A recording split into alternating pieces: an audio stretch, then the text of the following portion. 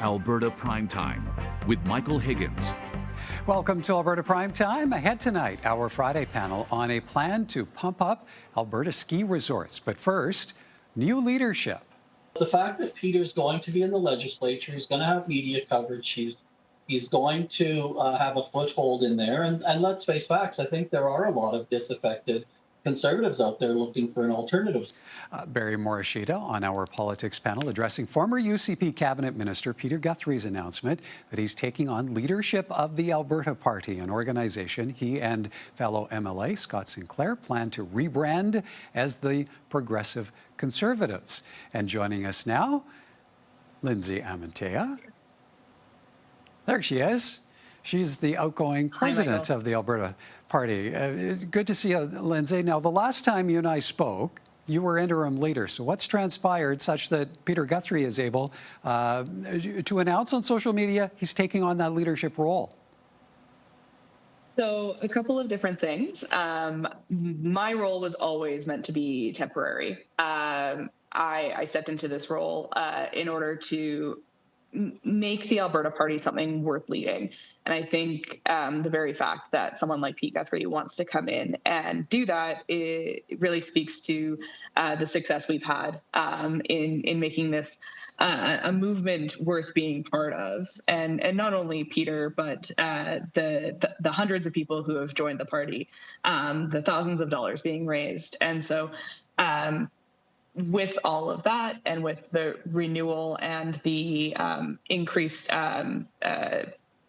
interest from the public and from political participants, we figured it was time for me to step aside, and Peter wanted to be the leader, and so that is the steps that have been taken internally in the party for him to do that as well. And so, go ahead. Yeah, well, I was going to say, so technically, then he has been appointed to the role.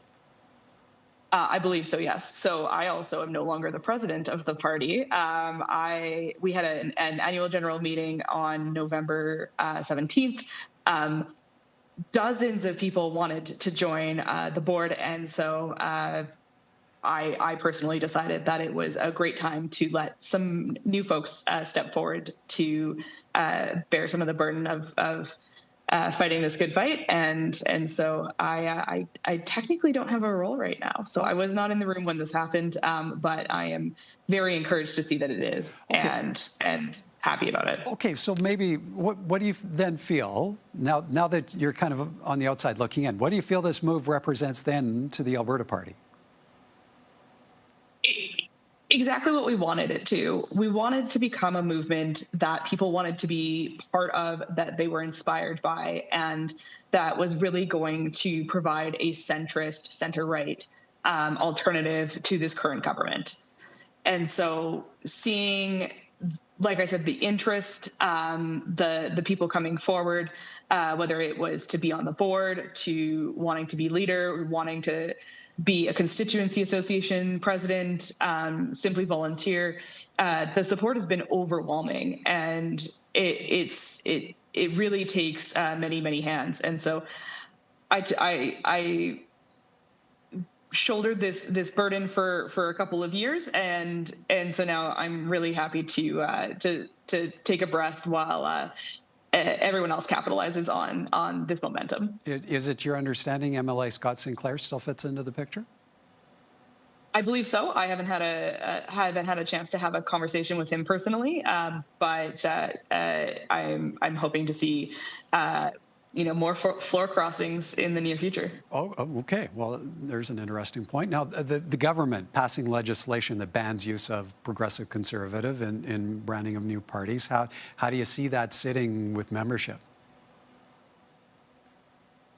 I think it's incredibly sad that this government is so scared of competition that they would go so far as to try to limit that competition through legislation like Bill 14.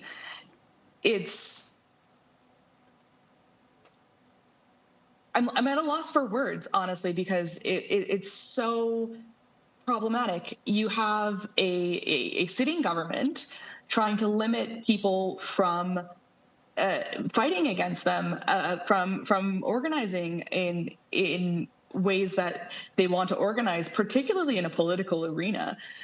Freedom of speech is a charter right, and more importantly, political speech is the highest form of speech. So I would be really surprised if this legislation would hold up to a charter challenge. If we see another use of the notwithstanding clause, which seems to be the modus operandi of this government, I wouldn't be surprised by that. But I do think it's going to make our political discourse poorer, and it is going to freeze out some voices who want to identify in a particular way, whether that's conservative or liberal or communist. I mean, the list of names is quite extensive.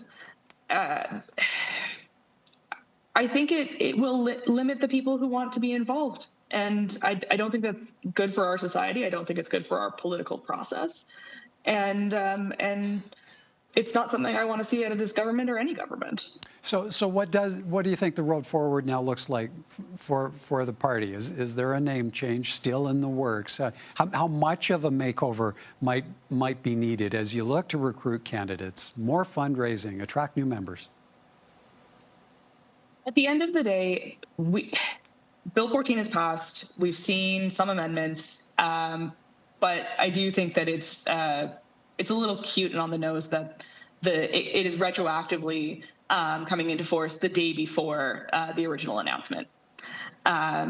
If anyone thinks this wasn't aimed at what we've been trying to do, you are very mistaken. And so there is going to be a way forward. I think people are fed up. They are tired of this. This is just one more black mark on the UCP. And I think that it will galvanize people to continue getting involved. If they can't let us call ourselves conservatives, we're going to call ourselves conservatives in any way that we can. And they don't own that word. And trying to limit this discourse, I think, is just problematic. All right, we'll have to watch that road forward. Appreciate your time this evening, Lindsay. Thank you kindly for this. Thank you so much. That's the Alberta Party's Lindsay Amantea.